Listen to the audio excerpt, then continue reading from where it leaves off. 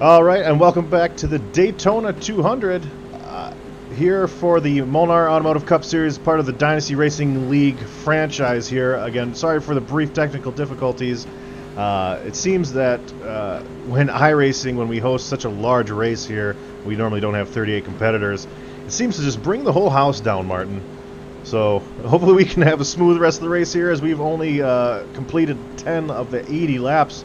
As I anticipate the lights will probably come out here, riding with our leader Eric Johnson. So far, been a very smooth race. Maybe some connection issues. We saw Sam Niederhelm get spun there on that last caution, or creating that last caution rather. So here we are trying to set the field one more time. Now, of course, you don't want to get into a situation where cautions breed cautions and that very obnoxious cliche.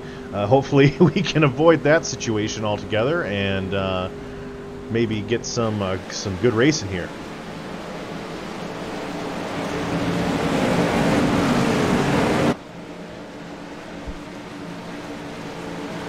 Now, one thing that I will say here tonight is that we do have some of the best drivers in the world. And you saw in those first couple laps, we saw everyone get strung out, and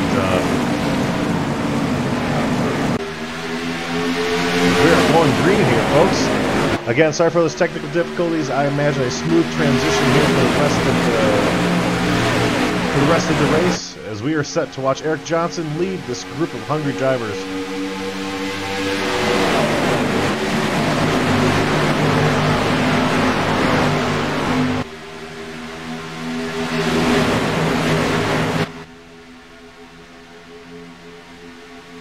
Yeah, it's just crazy out there.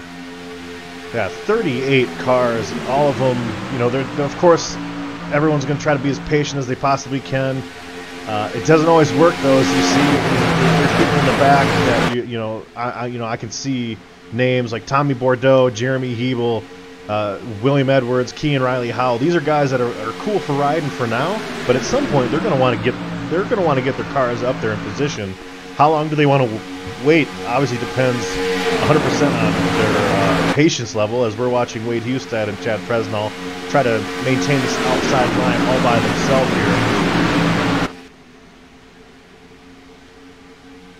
here. It doesn't seem to work. Again, the outside line is already at a disadvantage given these setups here. You really need to be even with the inside line, and they're just not getting that help now, so I anticipate we'll see that fizzle out here rather quickly.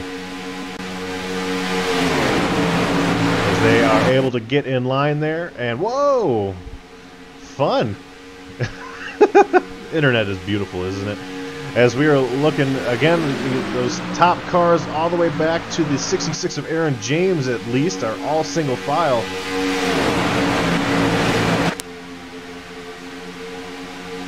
Come back. You have Michael Molnar and Joseph Held, Jordan Gonzalez, and Jonathan Schwartz going side by side. Yeah, we're on board with Joseph Held right now, as they, again, as Martin just mentioned, they are the first cars kind of doing a little side-by-side battle here. And you can kind of see the anxiety you can get riding in this line here, as it is just single file all the way up, and you know that can give you that false sense of desperation almost, as all of a sudden you realize how far back you really are. Because that's a lot of cars to try to pass, and you're going to need a lot of help to do it, as again, this is the top series in our league. This is the best drivers that we have. This is the fastest car that we have, so it doesn't get easy the further up you try to get in this grid.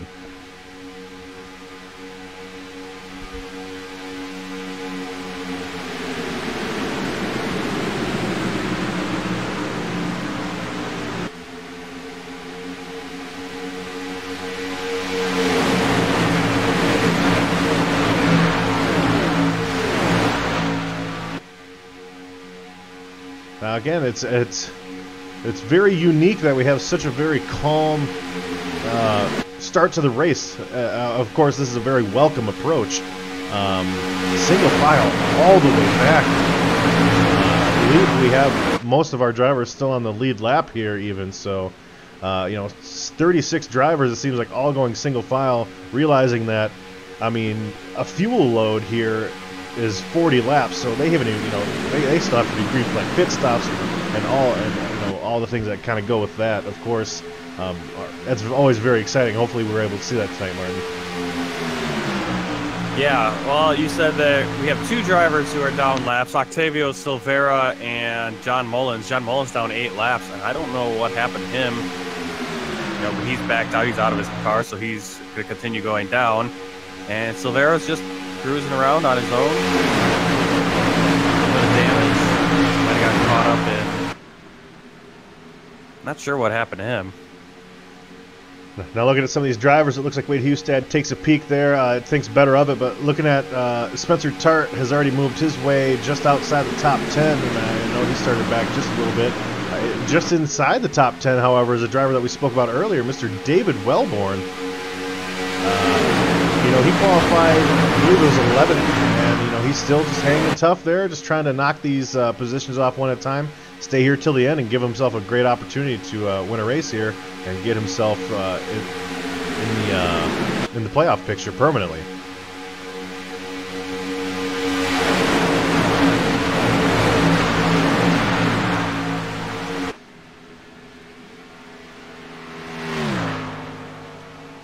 Again, riding along with David Wellborn, started in the 12th position, currently 10th. Again, we're seeing the patience of these drivers right now. We've just about broken off into 2 groups. We have that first enormous group, and then there's a group of about 5 or 6 cars in back, really just kind of anticipating that the wreck will happen, and eventually these guys, aren't going to run single file forever. As you can actually tell, there's a few drivers that are already starting to get a little antsy.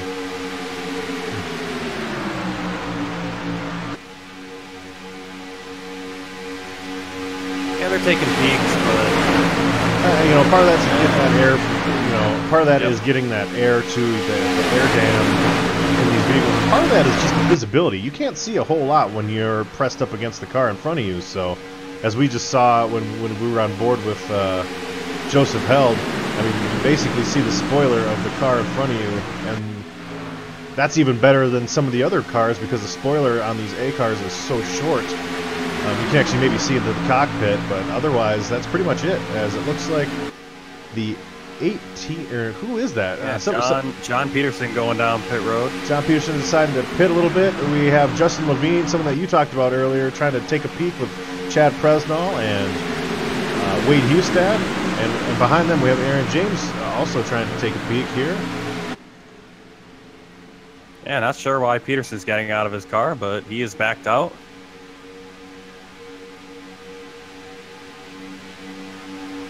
And the field coming up on Octavio Silveira. We are riding along board with Aaron James. That's such a lonely feeling when you try to go high, nobody goes with you, and all of a sudden you are getting freight trained by 30 cars all in a row here. Very difficult to, I don't know, I guess a good way of saying it, that's a huge shot to the pride as you watch 10 cars just zoom past you and you are completely powerless. Yeah, and I'm sure that wasn't his strategy. Some people will go that outside line, let everyone go by. They can get further back in the field into, quote unquote, a safer area. Though nowhere's really safe at Daytona. And it is my understanding that the outside line is already at a huge disadvantage here at Daytona in these A cars. So the fact that maybe it's not, you don't have the help out there, that's just going to make it 10 times worse. Well, it's surprising I think it's amazing how patient the DRL drivers are. And you saw in real life, it goes too wide almost the whole way. People are constantly trying to form and make moves. And here, it's just everyone's kind of content to stay in line so they don't lose the field. Yeah, no, and that's exactly it. There's not too much aggression right now. No, it's very easy to lose the field in these A cars, as we mentioned. Again, we're going to take just a quick opportunity. We're going to step away real quick, and we will bring to you probably some, hopefully, fingers crossed, some green flag pit stops here in just a few laps. As it is Martin Wenzel and Getty Buckner with DRL TV. We will be back shortly.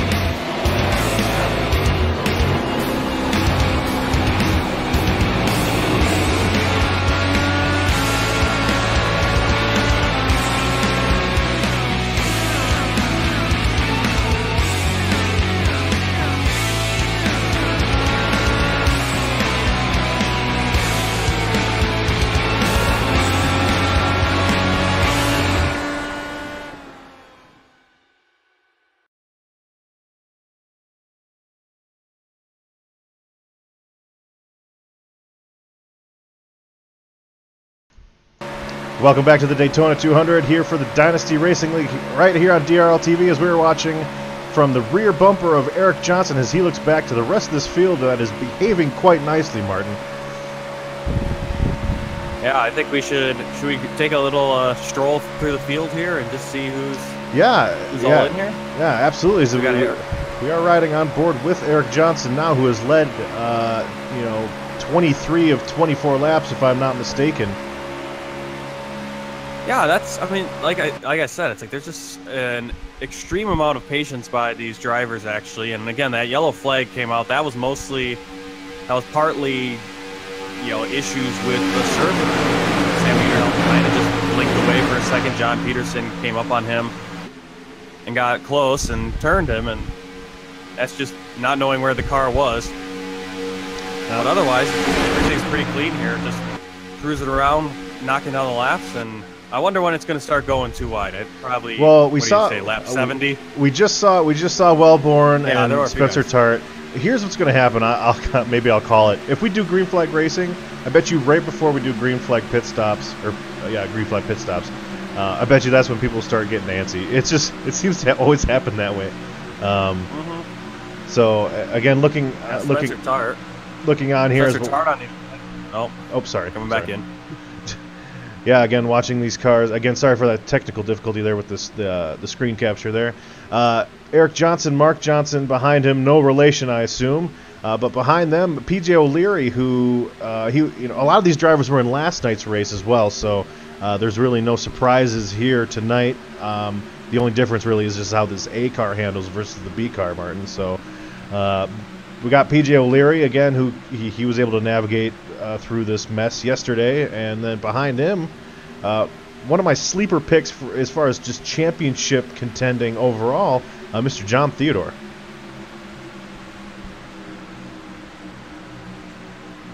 Mr. John Theodore here again, looking at him, started 7th, moved his way up, inside the top 5. He's one of those drivers that are definitely looking for that win. You're definitely going to need the win here, and because again, he hasn't shown up to every race, but he has, the ones that he's here for, he does really well. He's one of those quiet drivers that we don't talk about a whole ton. So yeah, he just quietly finishes top 10 consistently. Yeah, behind him we got Alexander Russell, who he's run a few races up here in the Cup Series. I think he's technically a truck driver, but he hasn't run a ton of races down there either. He comes once in a while in races. We got a few of those drivers. You look at that in real life too. You got a few of those guys that show up for the big races. Right behind him, Wade Hustad running 6th, and it looks like him and Chad Presnell are thinking about going the outside. But yeah, it looks like they're thinking about it. But I mean, they have to know that if they go outside, that Harmon and Wellborn and Tart are going to go with them, or else they're going to do what happened earlier with Aaron James. You just can't hold it out there. As we're looking at Wade Hustad again, he is our pole sitter tonight. Qualifying here, this is one of the few times where qualifying kind of doesn't mean a whole lot. I mean, it's cool to get a pole. It's a nice stat patter, but doesn't really mean everything, because we've seen people start from the back, they win, start from the front, they get wrecked out and they finish 42nd. So we're going to ride on board here with Chad Presnell, who's right behind him. Wade Hustad, Chad Presnell, of course, teammates. So these two guys, I imagine, will probably try their best to stay nose to tail, and they'll have similar pitting strategies and things of that nature, as we do have about 10 laps, Mark, before we see these guys start to run out of fuel, at least the leader. Because one thing that maybe not a ton of people know about Daytona is the leader is full throttle the entire time. But the second and beyond don't have to be. They can actually save gas. They can run 70% in the middle of these corners. Well, they have to. If you're not letting off a little bit in the corners, you're running into that leader, and that's sometimes an issue. And it looks like these guys understand that. That's sometimes an issue in official races where you'll let off a little bit, and the guy behind you just rams into you. It's like, why aren't you going anywhere? It's like, well, why are you braking in the corners? It's like, I'm not braking in the corner. I'm letting off because the guy in front, they can only go so fast. Yep. And well, we keep noticing how the drivers, they sometimes sneak out on the backstretch, and the trioval, they kind of go out of line a little bit, get that fresh air. But also, you get such a run out of the corners that you get kind of sucked up on that car in front of you. If you don't wiggle out, you're going to give him a nice bump. And I don't think these guys are ready to give. I don't know. I don't know if they're just not comfortable giving those bumps. Yeah, as we see Chad press it all, and well, they snuck out a little bit again there, and then. I think it's just that's the nature of that. When you come out of that turn, you kind of just naturally fade out there. Well, you get that run. And not everybody has the same exact line. It's scientifically almost impossible to run the same exact line as the guy in front of you. Some people take a little bit wider. And again, with the obstruction of your vision, you know, for me, I use certain visual markers. So it's like, okay, sometimes you can't see the yellow line, which normally is your goal to keep your left tires pressed against. And we're riding right now with Thomas Harmon, and you can see just the natural bounce that these cars have to it. Right now, not an issue, but with 5 to go and people are pushing one another and maybe not letting off and all that stuff, that's when we see the big one. That's when we see these cars get spun around, and especially with some of the connection issues, it's going to be even easier for some of these cars. As we're, again, riding with Thomas Harmon, he can, you know, testify to how awesome it is to get net coated. Again, that happened to him yesterday. Well, kind of look at the real life races too. It's like you saw, like Ricky Stenhouse, you know, basically was blamed for 2 of those yellows, and you'd almost have to argue that that first one wasn't his fault as much as the leader, William Byron, pulling down and blocking Kozlowski having to let off, and that just starts a chain reaction where it's like, whoa! Suddenly you're in the rear end of, you know, where you're not expecting a guy to be, and that sort of happened last night with James Pandoff as well, where Jeremy Hable was about to lose Jeremy Hable. Also, Jeremy Hable took a little wiggle, slowed up, and then James Pandoff catches him wrong, and now Hable's off into the wall and wrecked, and Pandoff is moved up into second place. Looks like these guys are approaching some lap traffic here. Hopefully they're able to Sam Niederhelm and Chris James navigate through these guys without issue. Well, it's not too hard to navigate past the lap cars when you're in single file. I know that was an issue last night because they were running double file and they'd come up on lap cars and they'd ask them to stay high, and I kind of question the judgment of doing that. It's like, I think the leaders should ask those, especially if you're in double file, ask those lap cars to go down. Unless you're trying to use those lap cars as a pick, which I assume maybe that's what the leader's thinking, but you're just asking for a caution to come out. That's all it's going to result in. Right. It's not going to be a pick. It's going to be a caution. Yeah, but no, exactly. When it's single file, yeah, those guys can stay up there on that high line. But when it's double file, that high line, there's not a lot of room, and you're asking slower cars, maybe drivers, in some cases of less talent, to run the wall. And I would think you'd rather have them on the apron where they can bail out if they need to into the grass or into the bigger apron areas. Yeah, depending on where the field is. One of the features, obviously, in iRacing is race chat, where you can, especially in league racing, everyone is required to have a mic and everything like that. You know, the leader might have a preference. Maybe he's like, you know what, the bottom's mine. I'm not going to risk it even for a second. So you go high, or he might be like, okay, yeah, guys, you need to go low, go off the apron, whatever. Obviously, it's basically the leader's choice because Eric Johnson is the only one that has 100% visibility. So, you know, it's up to him to communicate that to A, the drivers he's approaching, and B, the drivers that are behind him. So, again, as we've ridden on board with a few different drivers, not a whole lot you can see here, unless, of course, you're the first car on the outside line, but that currently doesn't exist. So, we're actually going to go back here, and I'm going to try to look at some of these other guys that are deciding to pull the Dale Jarrett maneuver. We've got Jeremy Hebel kind of in the middle of this battle with Bill Edwards, and you know, back here in the back, Dustin Musil, Joshua Wakefield, another driver that you said certainly is very interested in lasting until the last few laps. That way he can get a win here. And that group is being led by Alec Martinez. As we look ahead, and you see just nothing but tarmac here for almost half a straightaway. As these guys have fallen way back. You know, not to be if anyone is a fan of these drivers here that you see, that shouldn't be alarming. Mostly at Daytona, that is by design. And you got Edward Birch, Jordan Gonzalez, and Jim Westerfield kind of running a high line right now. We'll try to find Mr. Gonzalez here. Yep, it looks like, yeah, they're trying to see what 3 cars can do versus a jillion on the inside line there. Kind of an uphill battle, but this is how it starts. And of course, we're 3 or 4 laps away from green flag racing. Just like I said, these guys are going to get antsy. You know, but now is a good time to test. You know, how many cars do we need to be effective? Is it 3? Is it 5? Is it the exact amount that the inside line has, which obviously right now is impossible. So this is a good time to test it out, as these guys, we're about to approach halfway, and we are about to approach the end of a fuel run. Again, Eric Johnson, he's just a few laps away from locking up the most laps led, so that'll be a little bit of a points boost for him. Again, obviously the biggest points boost he's looking for is a victory. But as for right now, he's been in first place for all but I believe 1 lap, where Wade Hustad, I think he led that first lap, Martin. I can't say that with 100% certainty. Yeah, I don't remember when he kind of lost that lead. It was really quick though. Eric Johnson was in the lead, so. And Wade Hustad talked about that. He said it's like he's hoping to help Eric Johnson change his luck.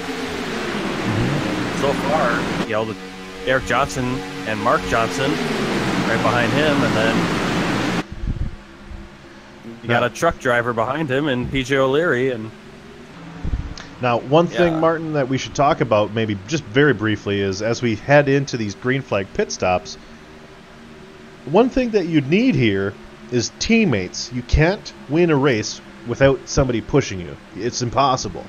So, like last night, I had a huge issue. Nobody was pushing me because Clay Phillips was hooking up with his teammate James Pandolf, who ended up winning the race. Oh, as we have guys going into pit road right now, and a car gets turned. Who is that? That's Jeffrey Meyer. The yellow flag is out. Jeffrey Meyer, Jim Westerfield in the grass. All right, let's get a replay of it. Yeah, we are going to get a replay here. Yeah, it looks like Michael Morley got into the rear of him. A little too hot. Now we're riding on board with Jeffrey Meyer as he ducks in here. And yeah, he just gets tagged, and oh my goodness, he actually ends up getting hit too. Right in front of Jim Westerfield. Jim Westerfield, that's tough luck for him. Not expecting cars to go flying back across the track from pit road. I'm gonna hide this pit board toggle here. We're gonna ride with Jeffrey Meyer one more time. Yeah, the 06 gets into him, and who does he come up and hit? I wonder if that person got damaged. The 4 car. Westerfield. Actually, let's go on board with. I saw a car that just snuck through. We're gonna go on board with Jordan Gonzalez here. If I can find him. Yep. He sees Jeffrey Meyer get hit. Oh! I actually think he got tagged. It might be side damage, so that's not as bad. Yeah, he got that rear. Yeah, that rear was. Yep, there it is. Right rear is a little damaged, a little bit bent. Yep. Dang it! Dang it, Jordan Gonzalez! Stop having Martin Wenzel luck. Oh, that's awful. And if anyone's familiar with the league personalities, we know that Jeffrey Meyer right now is probably just the happiest person. Probably just super stoked right now. Now, since those cars were able to come in and complete their pit stops, and Eric Johnson, Thomas Harmon, all these guys have to pit still, that's going to reverse this field. It's almost going to flip it, almost like an all-star event here, Martin. Because those guys were committed to pit road already. And one thing we're going to see, especially here, is if there's any speeding penalties that, you can't serve those yet. You're going to have to serve those under green flag conditions. So there's a lot of things that we're going to have to try to pay attention to, Martin. And certainly I'll try my best, but not my strongest suit, of course. Paying attention to several things at once. Yeah, it gets pretty hectic. It gets pretty hectic with green flag stops, and you get green flag stops interrupted with a yellow flag, and now black flags, and black flags, and half the field is switching spots. It looks like Jonathan Schwartz John Theodore, maybe. We'll see. Kind of. We'll pan it all out here in just a second, guys. We're going to take a commercial break. Thank you for watching DRL TV. We're going to come back. We're going to try to get this all sorted out. Maybe we'll have enough time to grab an interview. If not, you know, it happens. We'll be back in 60 seconds, ladies and gentlemen.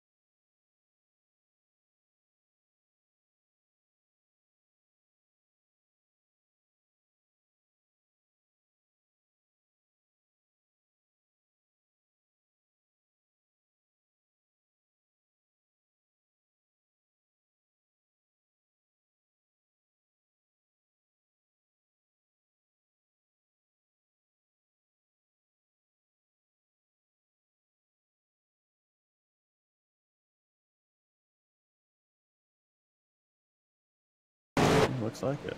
Welcome back, ladies and gentlemen. This has been DRL TV that you've been watching so far, live presentation of the Dynasty Racing League, more specifically the Molnar Automotive Cup Series, as we are on caution number 2 of our Daytona 200, which again, always a special event when we come to restrictor plate races. Whether you're a fan of restrictor plate racing or not, it always puts on a decent show. And again, we just had some mid-race drama as attempting to do some green flag pit stops. The 50 of Jeffrey Meyer gets tagged by the 06, collects a few other cars. A notable car was Jordan Gonzalez. Obviously he has a special place in my heart. He was able to fill in for my co-broadcasting yesterday and allowed me to race in yesterday's race, which, for those of you who don't know, was won by Mr. James Pandolf on a last-second incident, maybe? Is that what you want to call it? So congratulations to James Pandolf on his win last night. And of course, again, talking about Jordan Gonzalez, he has some damage. Well, hopefully, we'll see. Looking through the field now, there's definitely a car or two that have some sort of damage. Now, one thing before we left for the commercial break, we mentioned that there might be some, we'll see if there's any black flags from speeding on pit road, because again, there were several cars that were able to get on pit road and actually get service. Because before that, we had Eric Johnson as our leader. Now he's back in 6th. So there were several cars that were able to come in, get service done, and get back out, which gives John Theodore the current lead here as we're on the backstretch set to go green. Now Martin. Yeah, we got some weird lining up issues here. The 06 is in the wrong place. And the 06 is, that's Michael Morley. He's the guy that did clip Jeffrey Meyer, and now it looks like he's falling back. I guess he was in the wrong place in line. We're going to look at Michael Morley here. I'm curious to see. It says he's in 7th, but now it's making him fall back. Maybe he got a penalty? I don't know. Yeah, it could be the end of... He might have gotten EOL for causing that incident with Jeffrey Meyer. Who knows? But it looks like he is definitely going to the end of the longest line. But again, that's not that big of an issue here at Daytona. That might actually be a blessing in disguise. As Martin, we're set to go green. You want to crank it up? You want to rev it up? What do you think? Yeah, let's rev it up. I think so. I think it's genius. We are going to shut up and just listen to the sound of these beautiful horse-powered machines go about their business.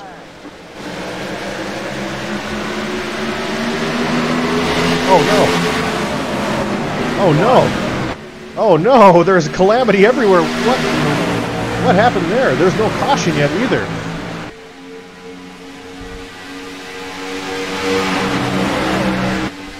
There's the caution. We have to go back. I know Spencer Tart was involved in that.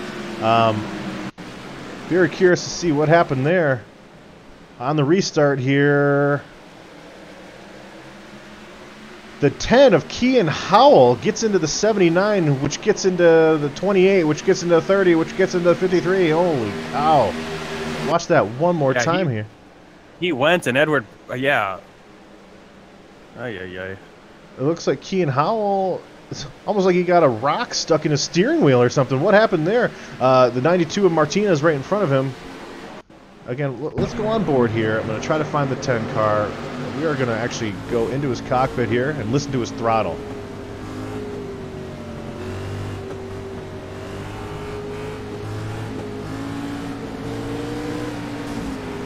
Not sure. It looks like he was trying to change lanes because of a checkup or something. And obviously that's against Dynasty Racing League rules. You have to maintain your line until you get to the start-finish line. That situation caused a lot of people some damage. We will look at Spencer Tart.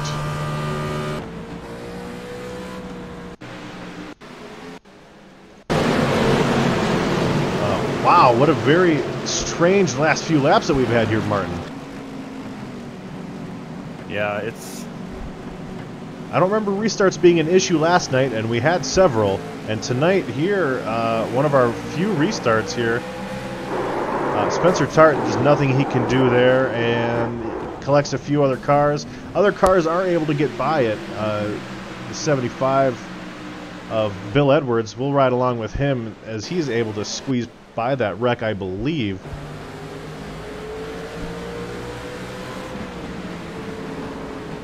Nope, he is not. He does get damaged, so Bill Edwards' races are done. I mean, that's you can't come back from damage, front end damage like that. Oh no.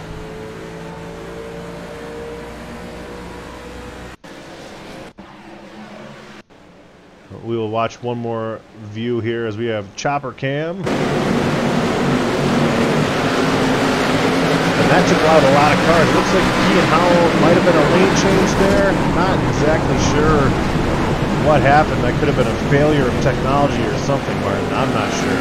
I can't, I don't know how to call that. I don't know if he started going and then realized that Birch wasn't already taking, you know, the 73, not the 73, the 93 hadn't taken off yet. That kind of freaked out. Again, one thing I do know is that... That's what it looks like. That's what it sounds like he's saying. It's like he went and no one else went. Yeah, well, and again, the responsibility falls on the car that is following another car. You know, it's almost just like real-world driving. If you tailgate somebody and you rear-end them, that's your fault, 100%. So, Kean Howell, of course, we know that he's a great driver. A little mental error there, maybe a little frustration being buried in the back as far as he was. But that one, again, one of the things I mentioned yesterday in the broadcast when I was getting interviewed is one mental error by myself between me and Robbie Armstrong when I got wrecked took out several other cars that had nothing to do with that incident. So Kean Howell becomes impatient, allegedly, you know, perhaps. Again, we can't say for sure. But it appeared that he became impatient, tried to switch lines before the start-finish line, which you can't do. And you can't do it anyway because there was a car down there. And took out several contending vehicles. The 75 of Bill Edwards was up front for most of that. The 79 of Steven Sims, I believe that is his first race with us. That is obviously not what you want to see. Spencer Tart, he was just about in the top 10 most of that race so far. And with this damage here, some of these guys are not going to be able to go. And be really any competitive after this. So, Martin, that's a shame. That is a shame. That takes out a lot of vehicles. Yeah, you're not expecting the big one to happen on a restart like Yeah, that, or going 80 miles an hour. In a restart. Maybe on the backstretch, or as you're jockeying up to speed, but that wasn't. They weren't even going yet. Then that kind of started, and well, while we have a moment here, just reminding you that you're currently watching the Daytona 200 for DRL TV with myself and Martin Wenzel. The next race that we will go to is Kentucky, which I'm sure a few of these drivers that we just mentioned will be more than excited to go to, as myself and Martin Wenzel will bring you more live coverage from the Dynasty Racing League on DRL TV next week for the Kentucky 200. Tomorrow night we'll have another broadcast of our Winona Road Truck Series, and that will be at Chicagoland, where the two stock cars were not last week, but 2 weeks ago when we raced last, and that should be a very exciting race for the Winona Road Truck Series, and that will be hosted to you. That will be brought to you by David Wellborn, Taylor Butcher Benjamin.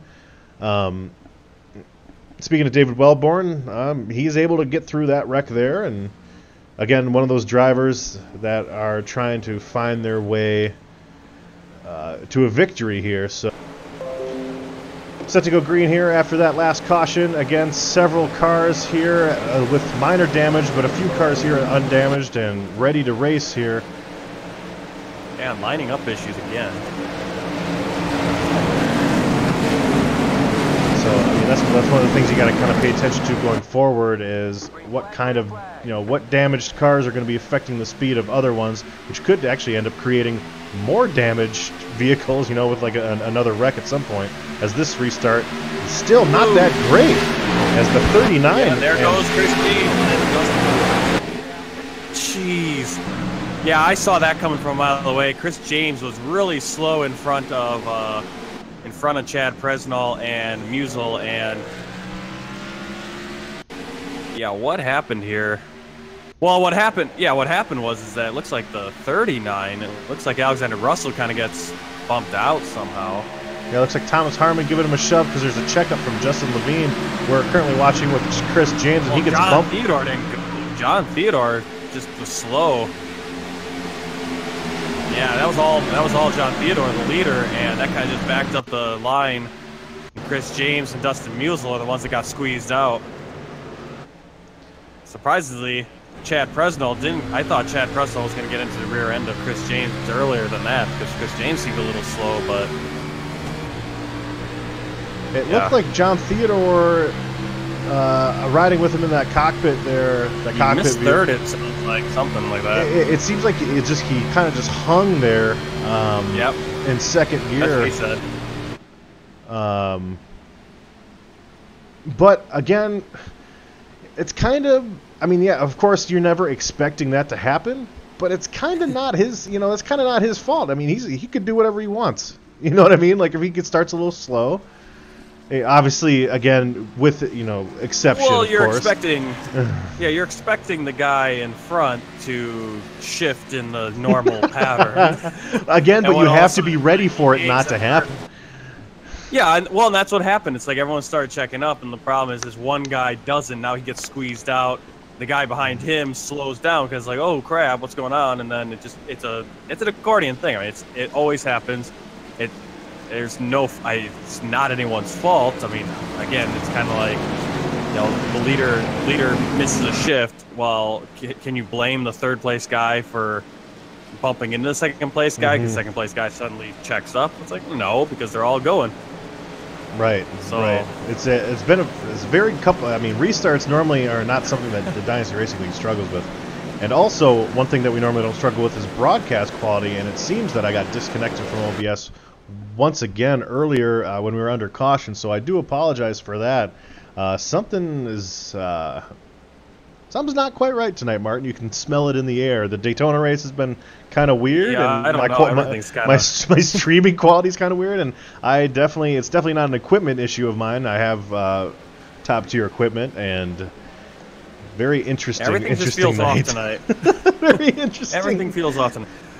Yeah, it's a great field.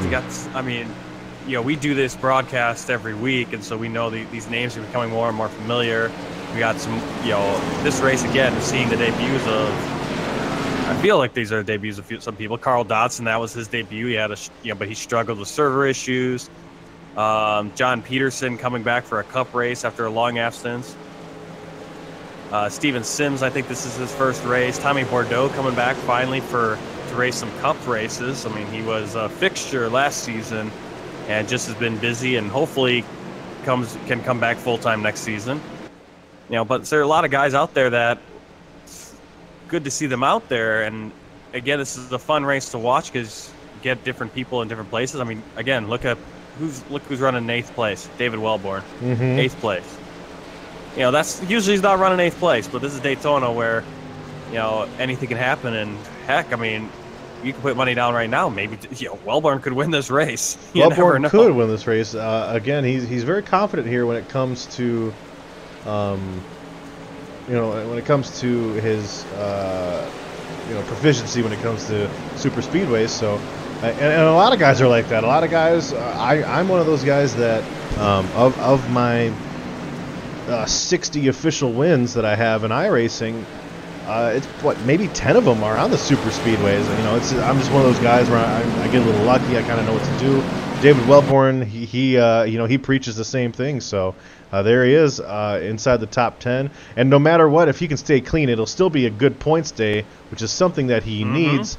Again, looking at the point standings, just 38 back of that cutoff, but again, a win would go a long way. That would guarantee him a spot. That would definitely give him that breath of fresh air. And we're riding, looking at another car that's just in the same situation, Mr. John Theodore. So, very, a lot of quality drivers left, of course, but there's been unfortunately a lot of good drivers taken out just by really weird stuff. Ever since that green flag pit stop gone wrong, we haven't. Have we completed have we completed a lap yet? No, I don't think so. We've had 2 bad restarts. This is really a really interesting race because we've had no yellow flags besides that first one, which again was sort of a netcode issue, a real netcode issue. Yeah, with Sam. We haven't had any yellow flags. We haven't had any yellow flags really due to racing. I mean, I guess you could say that green flag that's where you had a yellow flag for racing, but that's kind of a weird one, right? Because you usually don't see something like that happen. Right. No, and it's funny. It's funny because we didn't even have a caution last week. So of course, anyone who's didn't have a caution last week. Anyone who's watching didn't have a caution at Sonoma. So anyone who's watching, of course, this is normally not. We normally don't pace for 2 hours. We normally do get some racing in. So we are gonna try to get this restart one more time, and again, you're gonna have slower cars in the front with damage in the back. There's definitely a smorgasbord of different strategies right now. So again, we still have a lot of laps left, Martin, and it'll be exciting. But we're on the back stretch now. When we get to the front stretch, I'm gonna try to get a rev it up in again. If we can get it going here. if we can get past 100 miles an hour, people, I guarantee you it'll be really exciting. Well, little behind the scenes. I mean, last 2 weeks ago when we had our last. I think we had truck race too, right? Yeah, Gateway. Gateway was pretty sloppy, and people were a little saying, "Hey, the truck's got to tighten this thing up." And it's like, look at the Cup and the Grand National, and it's like, but. Yeah, it just happens. You never know with week to week. Some races just happen. It's just not a good race. We had a race with Grand National. We had a week where Grand National was Bristol. Grand National was amazing. The Cup race was a mess, right? Yep. So there's no guarantee of anything, and we got the green flag. It looks like we got a little bit of a. I'm gonna wait for them to go. There. Richard Springer a little slow getting started. Well, Richard Springer has significant damage, so he needs to kind of get that figured out. The outside line is going to fizzle incredibly, and that's going to give Mark Johnson, Joseph Held, and Justin Levine a huge boost as we are going to go rev it up right now.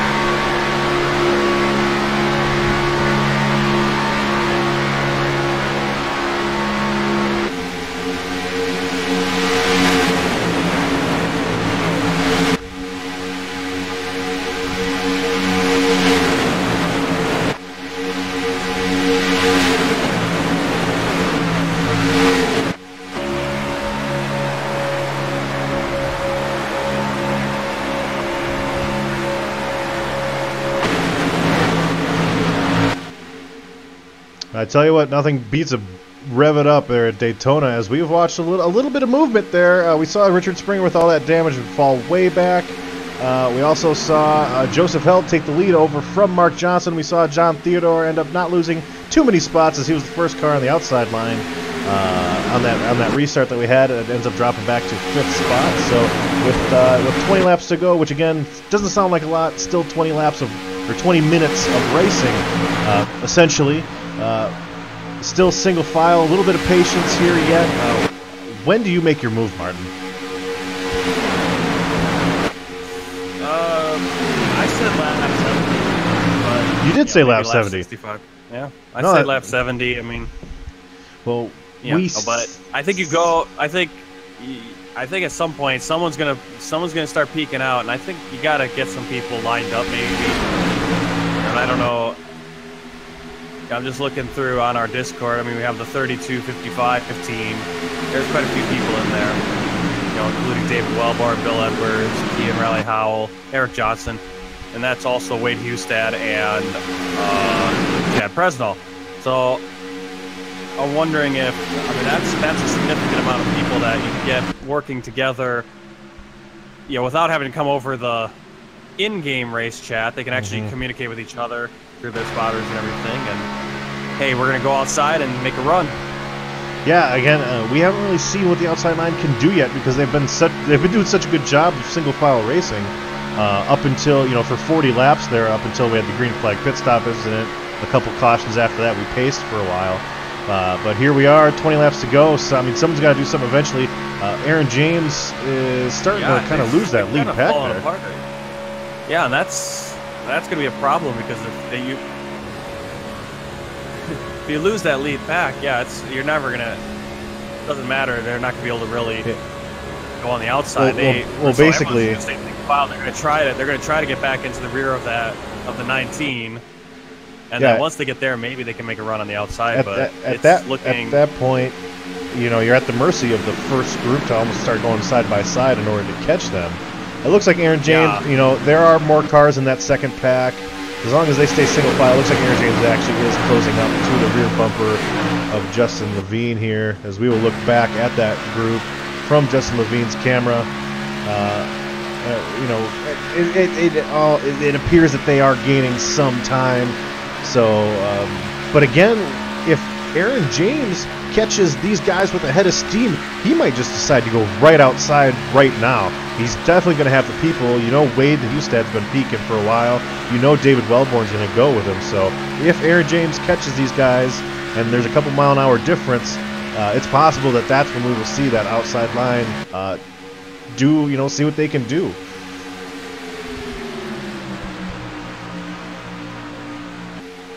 Again, yeah, Aaron James is closing on these guys. We're going to keep right on board Aaron James. I'm curious to see if he lets up or if he decides to try to make a move here, as he does have good, strong guys behind him. Eric Johnson, Wade Hustad, Wellborn, Schultz. Schultz has a little bit of damage, but it doesn't appear to be slowing him down too much, as he is just outside the top 10.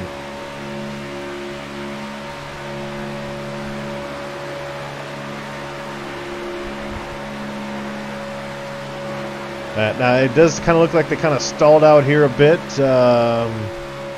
trying to catch that first pack, but it looks like they will, and you can kind of see them break apart. You know, they're not in the perfect lines that they were earlier. Again, people are going to start getting a little bit antsy, because 20 laps to go doesn't sound like there's a lot of time left. In reality, it still is a lot of racing. Yeah, you don't want to go too soon, or you don't want to go too soon and then also not have anyone go with you. And the biggest problem with that outside line is that what will usually happen is that leader will take the outside line, he'll gain the lead, and then he'll go back down and he'll leave everyone else hanging. And that outside line kind of fizzles out, and if you're helping, well, there it goes. Now you're getting freight trained by the inside line again. The guy gets the lead, but now you're not going to finish well with him or have a chance either. And we saw when Aaron James caught Justin Levine, he decided to chill behind him, and Eric Johnson tried to go, but he just didn't have the help behind him assembled, so he did peak him and Wade Hustad, but Wellborn was too far behind. It's going to take a well-perfected effort to get this outside line going.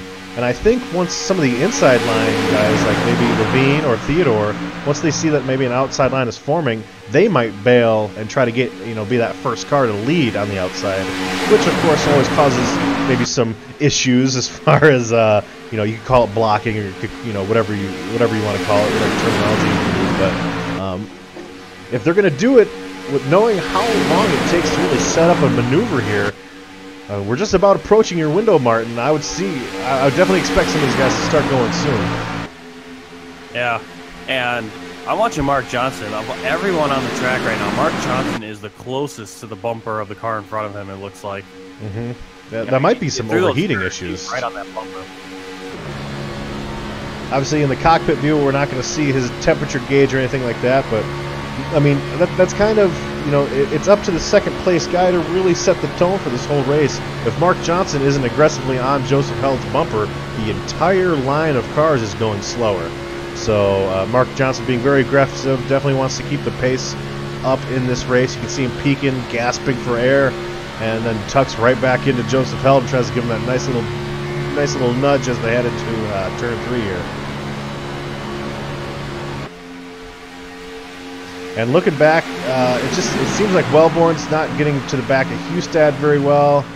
Jonathan Schultz isn't. Ooh, we almost saw a little incident there with Jonathan Schultz not wanting to go with David Wellborn there, and almost ended up turning him there just for a split second. It seemed like. Yeah, you guys got pulled off the outside line. It looks like Eric Johnson and Wade Hustad wanted to go, but now David Wellborn's trying to get up in front of Schwartz, but. Yeah, it's kind of fizzled out again, and part of the problem is now you see maybe David Wellborn, because he's not always in the top 10. He might not have the rapport with some of these drivers. People may not want to work with him. That's kind of what I ran into last night. Not a lot of people wanted to work with me because they don't know me that well. I don't often race on Monday nights, so that might be part of it. Part of it is obviously Wade Hustad seems to be dedicated to following Eric Johnson wherever he goes. Jonathan Schwartz is obviously going to follow Wade Hustad also because. They're very familiar with one another, but looking at Jonathan Schwartz here, he went outside, nobody went with him, and now he was going to help, and then everyone kind of said, well, that's part of the problem. He might have been kind of picky with his dancing partner, and it ended up costing him a couple positions. Well, I don't think there was enough out there either. That's the biggest problem, is that you had Wade Hustad and Eric Johnson, and David Wellborn kind of went up, and then that kind of fizzled out, and Jonathan Schwartz got stuck on the outside. And I think that's one of the biggest reasons why the outside line is so hard to form, because people don't want to go up there because of exactly what happened to Jonathan Schwartz, where he goes up there, he's like, hey, I'm willing to go, and then no one else goes. Now we're looking. Nah, we're bailing out. We're going back down low, and now it's like the guy sneaks in. Looking at some of these other groups of cars here, look at Thomas Harmon is leading the group of cars that aren't in the best shape. Chad Presnall is leading a group of cars that just are, it seems like they have mostly decent conditions on their stock cars. They might have just maybe they fell back after the restart or something like that. But again, Jonathan Schwartz, he is in danger of losing the draft right now. He is just about, he's in that area where it's really close. If especially with that damage already to his left front, Jonathan Schwartz is going to end up losing that draft, and that one little mistake trying to go outside is going to cost him a shot at winning this race.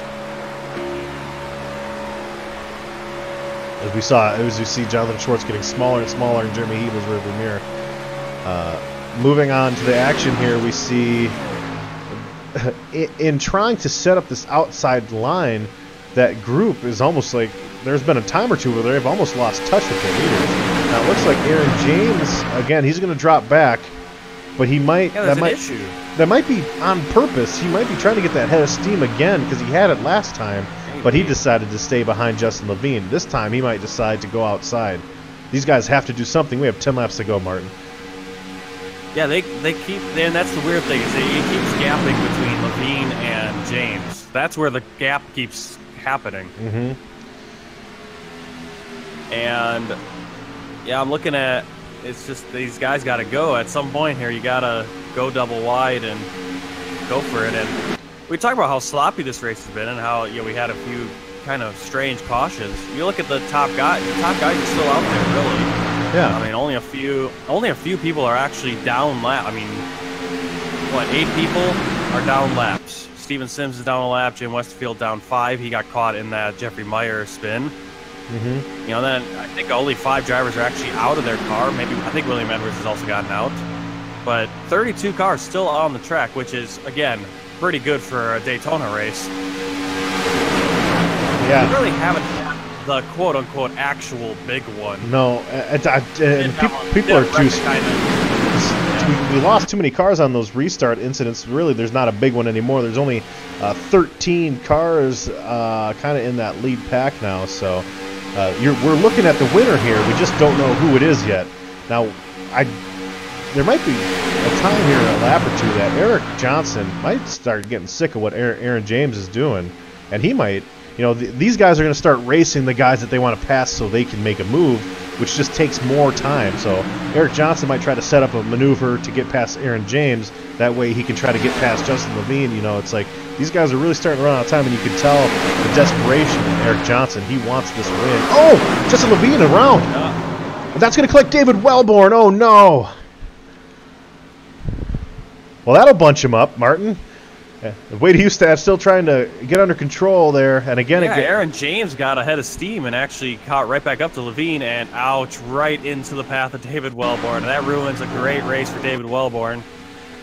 And that just seems how it goes. I mean, that happened, you know, we saw it in the Cup race in real life where, you know, Michael Dowell was having a great race and gets caught up in the wreck, you know, late in the race. From my vantage point, it looks like I'm going to watch it again from that same camera view. It looks like Justin Levine had a little bit of left rear damage. Aaron James makes contact with him into the corner, which you can do, but all of a sudden he kind of goes down and almost into that dimple that was in Justin Levine's bumper, and ends up spinning him. You know, it seemed like the damage that Justin Levine had on his rear bumper there kind of attributed to that spin. Now we will ride on board with the most disappointed driver probably in the field right now, Mr. David Wellborn.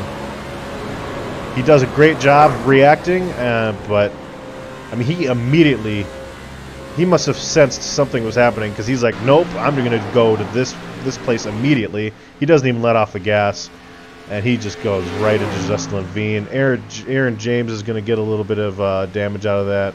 I want to try to ride along with Wade Hustad here and see how much damage he ended up getting. That's Eric Johnson. Oh, we'll ride along with Eric Johnson then, who does get by, but Eric Johnson has some front end damage already, so very I mean, unfortunate way to, I mean, a lot of Chad Presnall, probably the happiest guy right now, because he was that first car that was way back there in that second group, but not exactly how you wanted to see the field get bunched up here, Martin. No, and basically with that Aaron James thing, because he got into the rear of Levine, and then Levine, it ran out of space really quick because he was right up into the bumper now, John Theodore.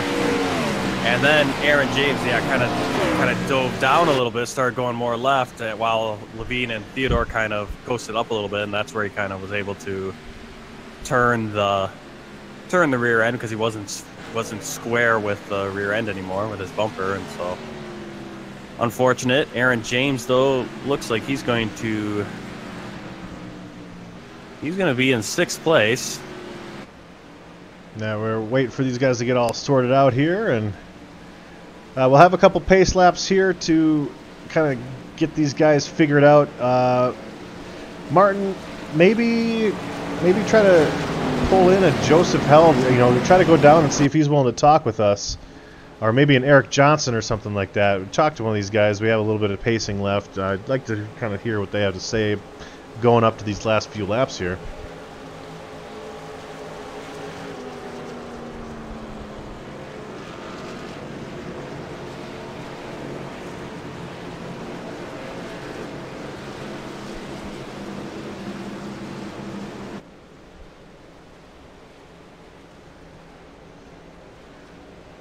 Well, Martin, you there? Yeah. Oh, I was. Could you try to go down and see if Eric Johnson is willing to talk with us? He may not be willing to. I do want to try to bring him in for an interview, though.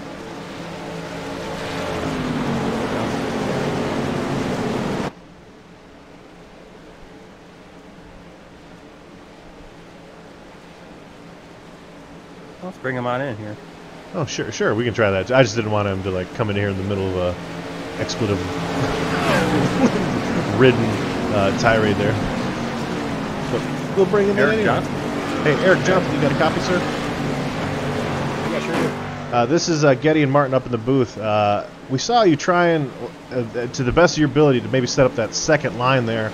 Unfortunately, an incident happened ahead of you that caused that caution. Being back in kind of, you're not in the best spot, but you're not in the worst either. You're kind of in that middle zone. Do you really have a game plan? It looks like you'll restart in the inside line. Do you have a game plan at all? Is the outside line going to work? I'm going to try the outside line, but nobody wants to get that second line going. But I think if we get enough cars, it will work. I'm just going to ride around for a lap or two and then try it and see what happens. Well, I know you lost your pushing buddy in Wade Hustad. Hopefully you can get that help. Obviously, we saw in the broadcast, we saw you struggling to try to get that outside line to work, and it ended up not working out. So best of luck to you. Hopefully, we can speak to you as a winner here at the end of this race.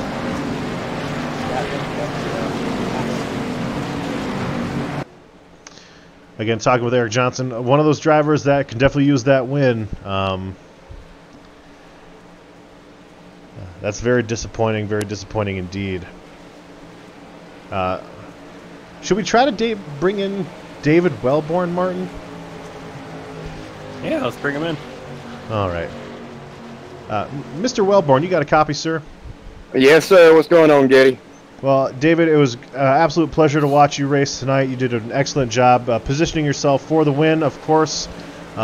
With anything that involves Daytona, it was a coin toss as to whether to go left or right. You picked right. You picked the wrong way, buddy, as you got smeared by Justin Levine.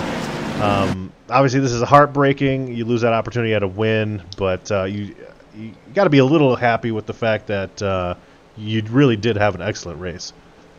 Well, I had a lot of drafting partners here tonight. Everybody that's in this channel that I was in was working with me. Spencer was working. Me and Wade, we had plans. We had a really good race, a top 10 car. I even qualified up for the top 12. So, I mean, it was a win or lose race for me because this is about the only chance I have at locking myself into the championship. So, even if I hadn't won tonight, it was still a good top 10 finish for me. Would have been a great points night. But I still have 2 minutes to go on optional repairs, and I'm down on power, so not much I could do. Yeah, I mean, there's obviously a possibility that there's another incident, and you might be able to pick up a few positions. But David, I wanted to bring you in here and to say it was an absolute pleasure to watch you out there tonight. And next week in Kentucky, hopefully you can just at least start just getting some decent finishes here. Again, very unfortunate about your luck tonight, but you were close. You're 4 or 5 laps away from being able to make that winning move, buddy. Yeah, well, I just want to give my shout-outs real quick to DRL and everybody that does everything behind the scenes. Again, I want to thank Wade Hustad and Chad Presnall, Spencer Tart. They were working with me all night long, so like I said, we had a really good opportunity. That yellow flag come out, and I was in third. I thought, oh, yeah, man, this is great. This is right where I need to be. And then, I ended up starting back 10. Like I said, we have a top 10 car all night long. Mm-hmm. All right, David. Well, we're going to watch these final 3 laps, and hopefully you enjoy the rest of your race here, and we'll see you next week in Kentucky. Yes, sir. Y'all have a good broadcast now. Now, Martin, Joseph Held able to get in front of Mark Johnson here with 3 laps to go. Is this outside line going to actually do anything here? As it looks like it's led by Chris Stouffer, and Aaron James, again, decides to forego the outside line and get back inside here. Yeah, I don't know why. Yeah, people don't want to do that outside line, and I think they're not going to keep any positions if you don't go out there. I think they're trying to do the whole wait till the last minute thing, because a lot of people don't want to go out there and lose the positions, but it takes more than just a back straightaway to pass here in these A-Cloud cars. PJ O'Leary coming down. Yeah, PJ O'Leary now bailing out and leaving Michael Morley and Chris Stouffer in the 07 and 06 kind of hanging out to dry again, and they're going to fall back, and they try to get something going, and they're paying the price. Again, riding on board, looking back at Joseph Held, Mark Johnson. These guys have been first and second ever since that issue started with the green flag pit stops here. John Theodore also Johnson coming out. Yeah, but is Hebel going to follow him? He is not. He's hanging everyone out to dry. They're just vulching for these positions here. They're not. It's not like anyone wants to win this thing. Yeah, they're like, I'll just take fifth. Yeah, I mean that's cool. Yeah, but you could get second. that's cool. Wow. That's Mark Johnson now losing 3 positions there. Now we got Mark Johnson there trying. We've got Alexander Russell below the yellow line. We got a wreck in the back. That is the race, ladies and gentlemen. Joseph Held, Mark Johnson, Alexander Russell. No one wanted to win the race. They just wanted to let Joseph Held win it. Joseph Held will win this race. Mark Johnson will finish second. A great finish, of course. Yeah, there was just zero aggressive. No one wanted to win. And Eric Johnson ends up falling back to, I think that's 8th spot there. I didn't see who got turned there. This is it looks like it's Sidarius Jackson and Steven Sims. Okay. Well, what happened to Sidarius? Sidarius Jackson just kind of turned right, then slammed up the track into Jeffrey Meyer and Steven Sims. I mean, there was nothing to even explain why he did that. I'm going to go in his car and I'm going to see what his wheels doing. Where are you? 71 inside Jackson. We're riding on board with Cy Jackson. He's kind of in that cluster of damage. Got a little nudge in the front end, and he just overreacted and turned his wheel directly right. I don't know why he did that. That's one of those situations. I don't know. It's weird. That looked like he might have been mad at somebody almost. You know what I mean? It almost looked like an anger issue. It looks like if you go in the cockpit, he bumps the left rear of the 53. Kind of gets bumped a little to the left, and he overreacts, freaking out, going, "Oh God, I'm going to fly left." Even though you have that huge apron, so if you do go left a little bit, you're fine. You do hear that tire squeal right as he makes contact. Yeah. Again, that could be a connection issue. Whips the wheel to the right for some reason to react to that. And there's no reason for it. Either way, Joseph Held is your winner for today's race. Mark Johnson, Alexander Russell, John Theodore, and Jeremy Hebel round out your top 5. Those will be the drivers that we interview. And Joseph Held, it's almost like a wash because, again, we got our new winner, but it doesn't help his chances in the playoffs because he's not a playoff contender. Our highest potential playoff. Yeah, there was a little bit of extracurriculars after the checkered flag comes down. Alexander Russell tried to slow down and just whipped left and then collected John Theodore. And that's a little upsetting because John Theodore's like, hey, I had a 0x, and I think the 0x will still count. Mm-hmm. You know, you get 5 extra points for that. That's almost a whole position or 2. Again, we are watching Joseph Held rip it up here. His first win in the Dynasty Racing League. I mean, that might be his 5th race ever. So, again, Daytona proving fruitful for a new driver to win a race. And again, very weird that nobody decided to go. That's kind of what I'm going to take away from the race. After we had those green flag pit stops, it kind of got messy on the restarts. You know, that sort of thing happens. That's just Daytona.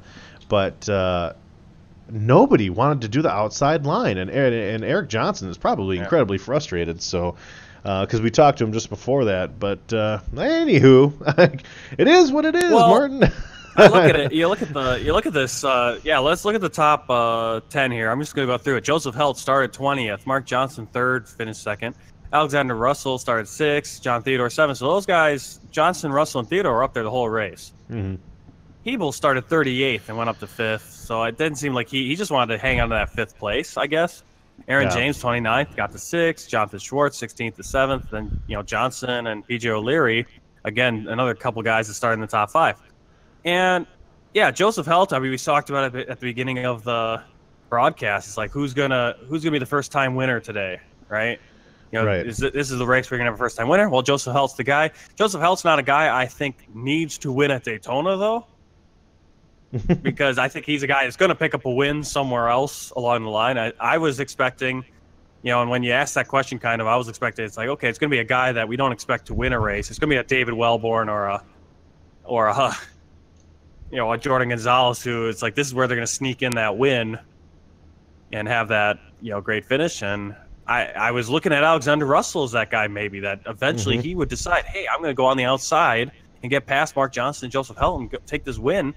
And he never seemed to really want to take it. That's that third. Usually that's the third place car that makes that move. They're like, okay, I'm going to go out there, or John Theodore, one of those guys. And none of the only guy that made that move was Eric Johnson, and he was I think he was running 5th at the time, and no one came with him. No, not one person. Not one person decided to do it, but you know what? Yep. Joseph Helt made that impressive maneuver there. He made that impressive maneuver there at the restart, and he ended up coming away with the win there. Mr. Joseph Helt, you got a copy. Yeah, I got you. Great victory today, my man. You had that powerful restart there that got you that win as you got right there in front of Mark Johnson. Obviously, you never want it to end under caution and all that stuff, but tell us how your race went.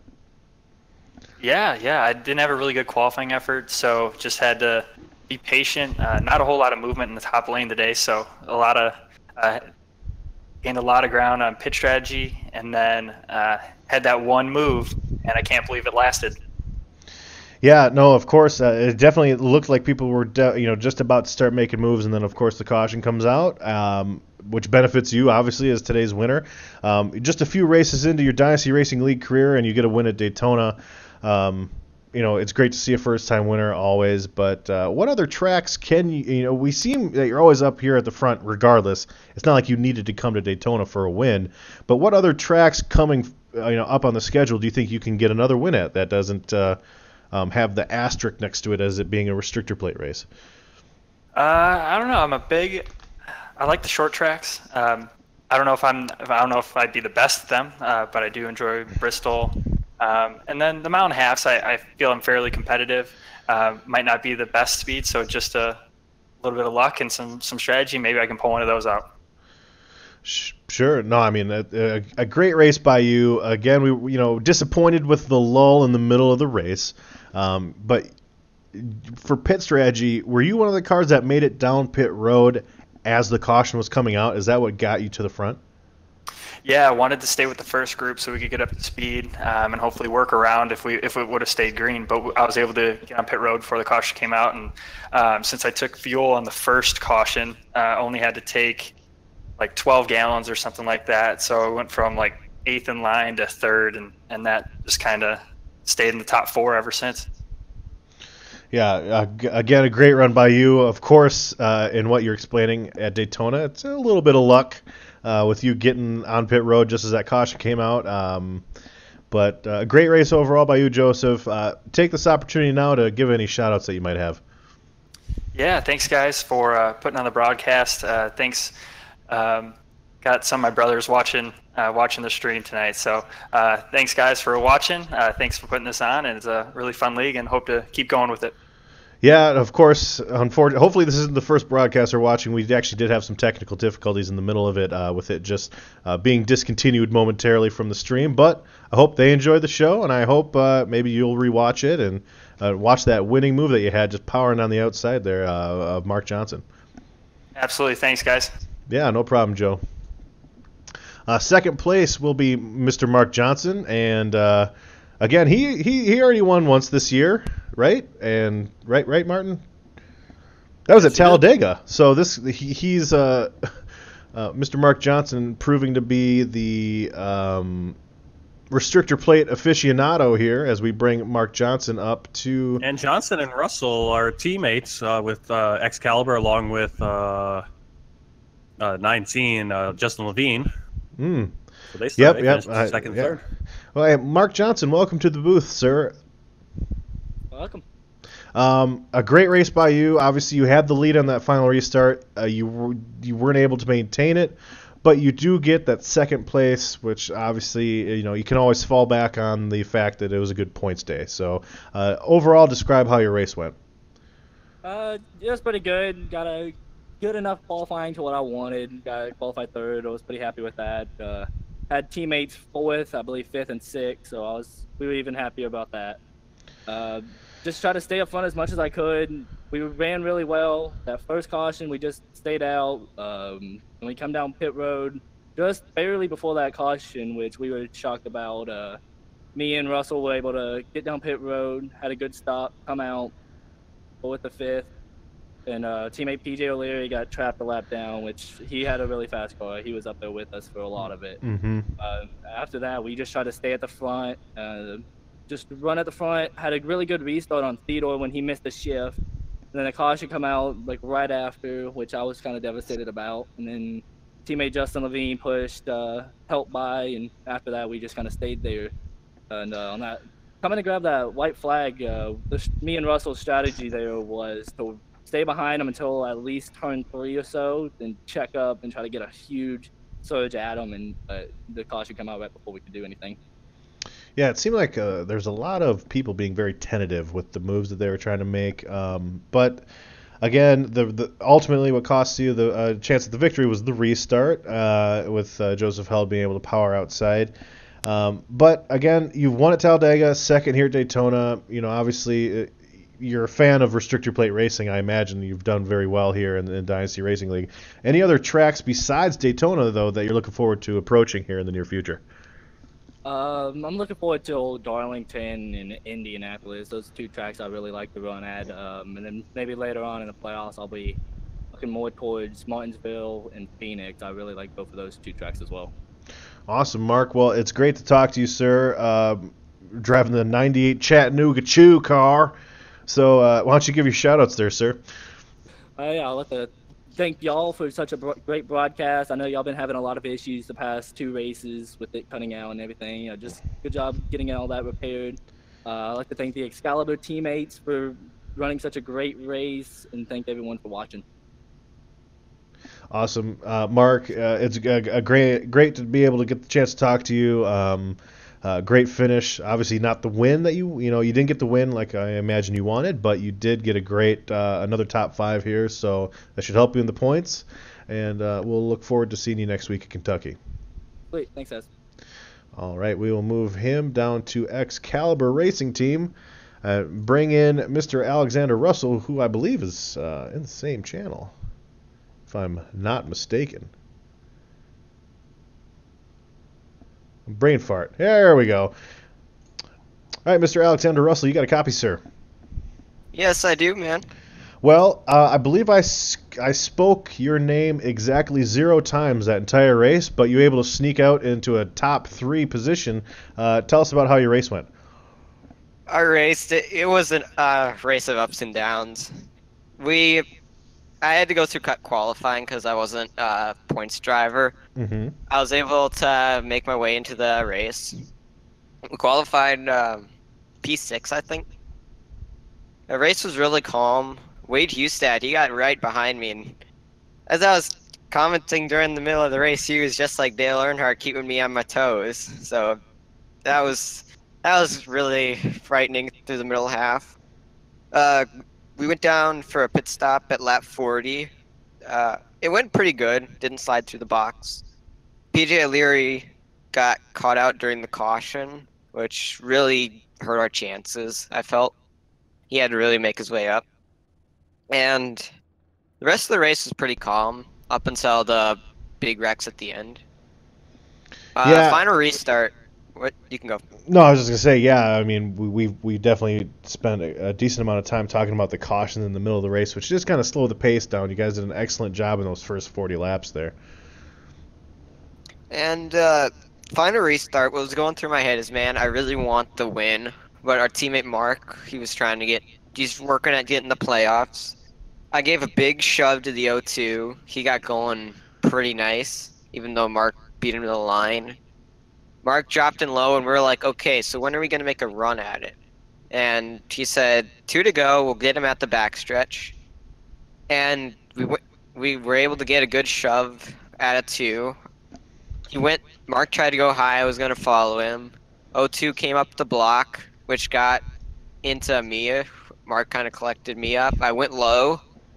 We thankfully didn't wreck the car, and the caution came out for I don't know what. And we were able to take it home P3. Yeah, and of course, I mean, anytime you go to Daytona, a lot of people have that expectation where they have an opportunity to win. It kind of is like the equalizer.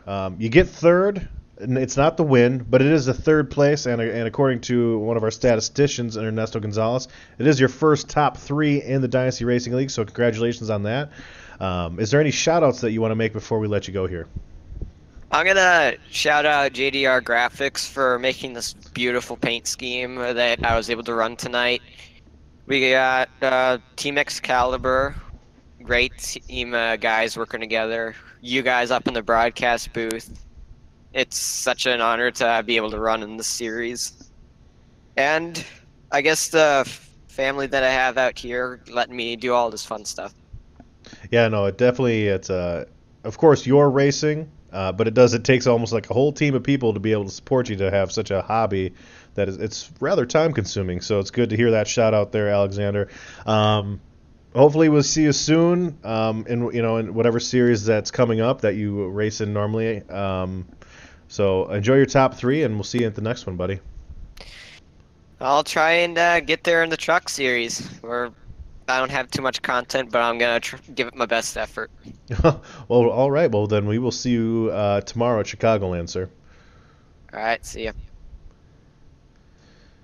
That was talking with Excalibur Racing teammate to Mark Johnson there. If I can find that channel. I might have gone insane. Oh, well. Anyway, look in here. We'll try to get John Theodore if he's still around. He might be. Hey, John, do you got a copy, sir?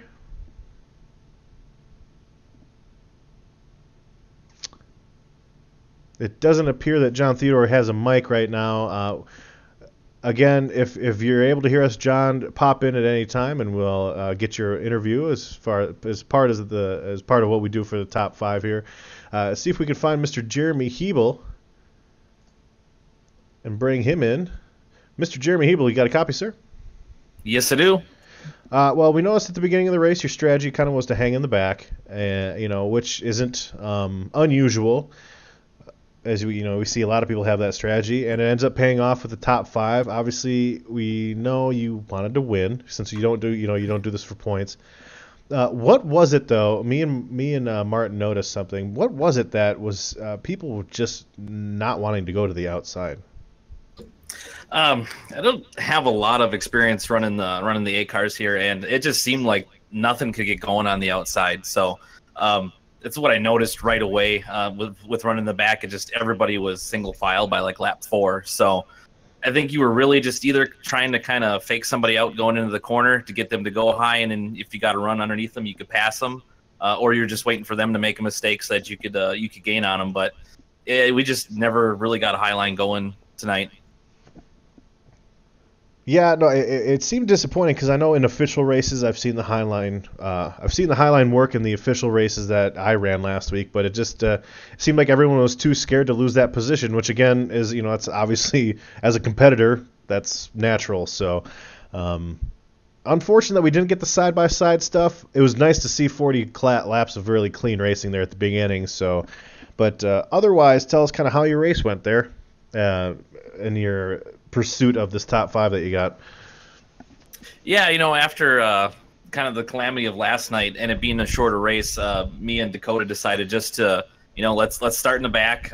We got a long time. We should have plenty of time to get back up to the front. And yeah, I mean, for 40 some laps there, we were like 30 to 33rd, and I was more than comfortable with that. I figured we get a caution, bunch everybody back up, and when we did, I said, all right, we got 30 laps to go.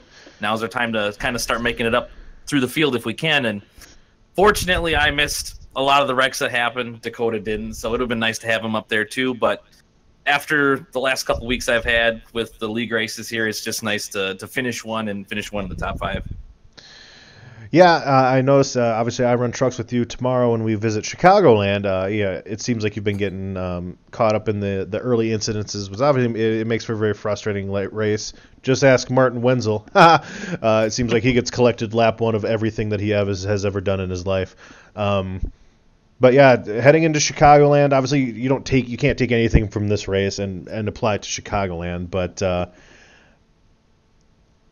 does this help maybe change just your momentum in general, just kind of with the Dynasty Racing League? Like, again, having the struggles recently, do you think maybe even a race at Daytona will help you kind of just turn it around a little bit? Yeah, I think it brings the frustration level down a little bit. When you get so many kind of crummy finishes or getting collected up and stuff time after time after time, kind of gets you down, and it makes you feel like, oh, did I had a very good start to the season. Did I use all my luck there? You hope you didn't. But I think, yeah, this was definitely a step in the right direction. And I think going to Chicagoland tomorrow, just with the way the race is probably going to pan out, I think we'll overall probably have a better truck race than we've had the last couple weeks. And I think it's what we really need. Yeah, and to quickly clear the air for the truck racing, I think the truck racing has been fine. It's just it's truck racing. We're all in a 20-mile or 20 horsepower trucks that we're always going to be in a group together, and sometimes we play nice, sometimes we don't. I think Chicagoland, though, you are right, will definitely get spread out pretty quick, and it'll be a good race tomorrow. Is there anyone else that you'd like, or not anyone else, is there anyone that you'd like to give a shout out to, Jeremy, celebrating your top 5 today? I'm sorry, what was that? You cut out. Oh, sorry. Do you want to give your shout out there in celebration of your top 5 that you got today? Yeah, obviously, like I said, my teammate was hanging back with me in the beginning. He helped me so that we didn't lose the draft completely. So without him, who knows what could have happened. Wish he could have had a better finish. But just everybody here at DRL. I know there's it's Daytona. There's some frustrations, but it seems like everybody kind of gets it worked out, and we seem to be a pretty good crew of drivers and stuff here. So you guys for putting on the broadcast tonight. I always love going back and watching those, and everybody that tunes in and watches it, if they get excited, they want to try it out, come on out and see what it's all about. Oh, absolutely. Hey, you're kind of stealing my job there, buddy. That's my plug. What are you doing? Awesome. Well, good race, Jeremy. We'll look forward to seeing you tomorrow in the Chicagoland race for the Winona Road Truck Series. All right, thank you. All right, looking at the official or unofficial results. Going back here, Joseph Held winning, led a significant amount of laps there. He and Mark Johnson had that exciting little restart there. Joseph Held able to hold on there. Aaron James in 6th. Jonathan Schwartz finishes 7th even with that damage. Eric Johnson does lead the most laps, but doesn't get the finish that he wanted. Just couldn't get that outside line working. We talked to a couple other drivers about it, and it just didn't, for some reason, just didn't pan out.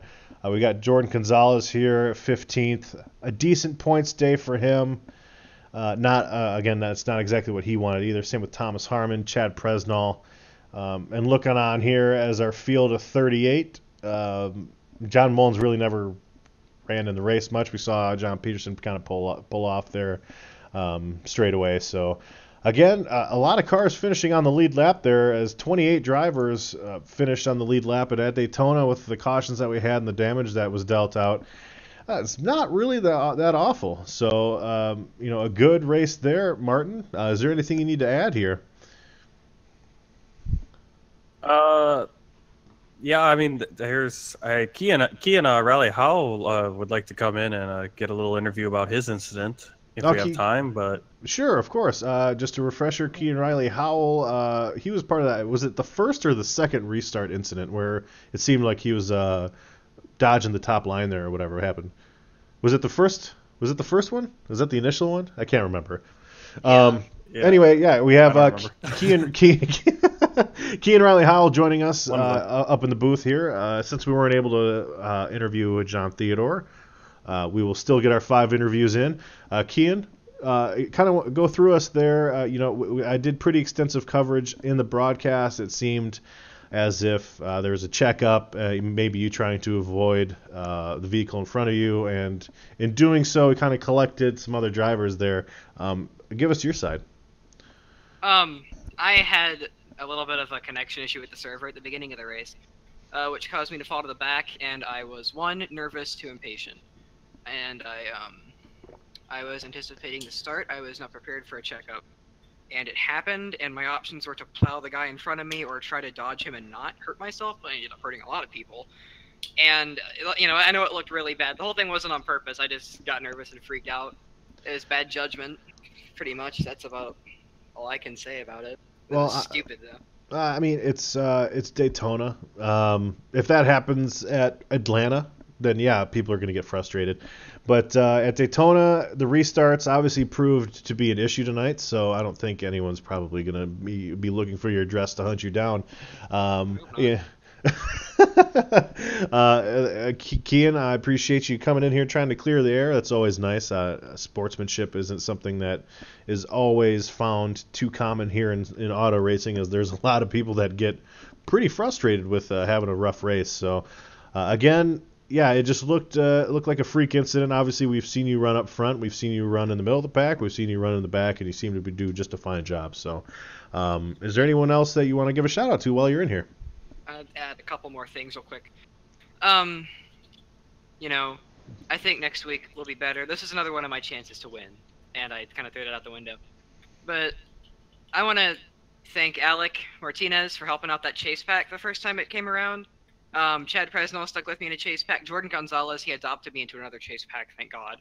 I would have been stuck. I couldn't keep up with the lead pack tonight after I beat my left front end pretty bad on that whole mess, but I want to thank them, everybody out here at DRL, for not killing me over that whole mess, and we're looking forward to a home track race next week where I hopefully don't do something stupid. Yeah, again, next week, just a reminder, we do go to Kentucky, which it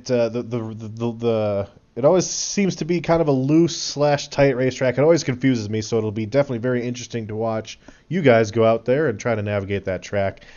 Kentucky, not one of my favorites, especially in the A car, but it'll be great to watch you guys go out there and do battle. So looking forward to it, Kian, and obviously if we see you in any of the other series before then, it'll always be a pleasure. Thanks, guys. Keep an eye out for that number 10. It's going to get a win soon enough. I still promise you guys that. Oh, I mean, we still have the Glen and Road America and all those other places and other series to go to, so I imagine you'll probably be pretty diligent when it comes to the road course racing, which you have noted that you're pretty decent at, so I'll believe you. Well. Kentucky testing, it's all proved well. So awesome. Hopefully we can get out there next week and prove up against the greats and finally get something under the belt for this team. Awesome. Well, again, it was great to see you at like Sonoma and stuff. Obviously, you know, as you noted tonight, it wasn't your finest moment, but we'll get past it. Everyone has that moment in racing. I have several, but we won't go there. So, Kian Howell, great to talk to you, buddy. We'll see you next time. Thank you so much, guys. See you next week. Again, Martin, with the maybe a little, walking out of this race a little disappointed with the lack of side-by-side we had there at the end and kind of the lull in the middle with the cautions. Otherwise, it's typical Daytona.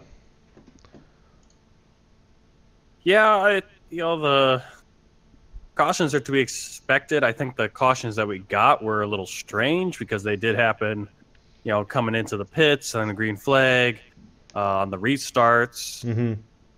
Basically didn't really have any of those big, like we had the one. I think we had one where it was kind of like there were people pushing for that lead. That was the Aaron James, Justin Levine, and David Welborn getting collected in that incident. But otherwise, it was all just kind of ancillary stuff where it's kind of like, okay, we're on the restart and things get bunched up and it's weird. And, Kean Riley Howell, whatever happened there. And,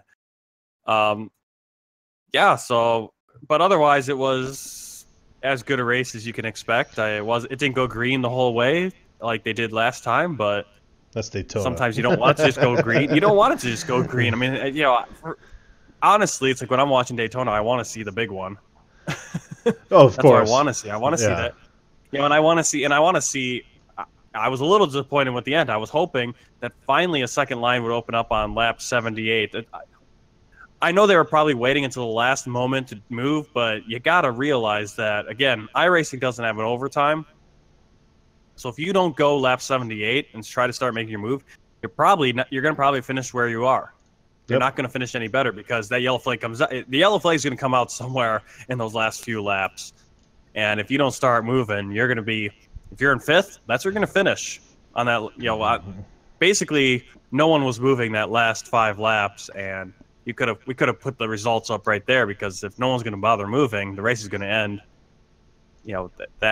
I'm sorry, you can't wait until the white flag to go, because the yellow flag's going to come out and you're going to be locked in your position. Not in the A series. It takes a while to set up with the side draft and all that stuff that you have to do. But these guys still did a good job of navigating 80 laps here at the Daytona 200. Next week, Martin, we get to look on as we head back to kind of the normal stuff as we approach Kentucky for the Kentucky 200. And then, that'll be 133 laps. It'll be you and I broadcasting as we always do on Tuesday. Hopefully, my connectivity with OBS is spot on as it normally is tonight. There was 1 or 2 lulls, so I do apologize for any of that. If that's disappointed a few people. Our next broadcast will be tomorrow at Chicagoland 150. Me and Martin will be trading in our microphones for some steering wheels, and David Wellborn and Taylor Butcher Benjamin will bring to you live coverage from the DRL TV, streamed here on YouTube of that race.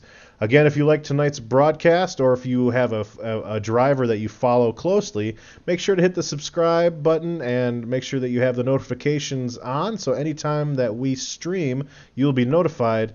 There's weeks where we do almost 10 hours of live race coverage. So, if you're just a fan of racing, hit that subscribe button there on the YouTube channel.